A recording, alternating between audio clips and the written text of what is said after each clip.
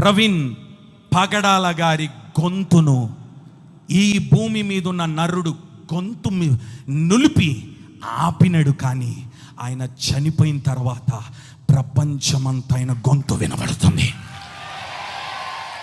ప్రపంచమంతా ఆయన గొంతు వినబడుతుంది.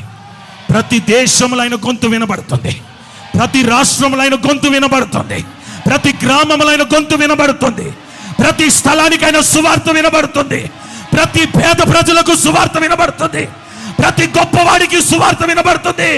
రాజుల సహితము ఆయన సువార్త వింటున్నారు.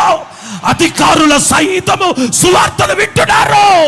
ప్రపంచ దేశంలో అధికారులు, నాయకులు ఆయన సువార్తను వింటున్నారు.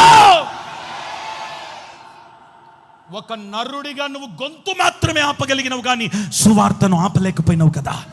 ఎవడు ఆపలేడు సువార్తను. ఏ మనుష్యుడు ఆపలేడు సువార్తను. ఏ వ్యక్తి ఆపలేడు ఆ సువార్తను.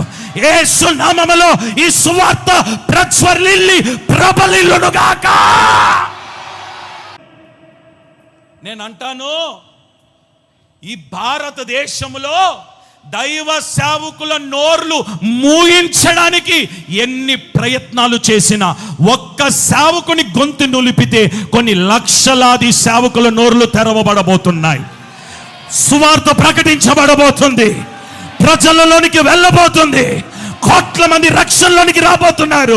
భారతదేశం యేసుకు సొంతమవ్వబోతుంది.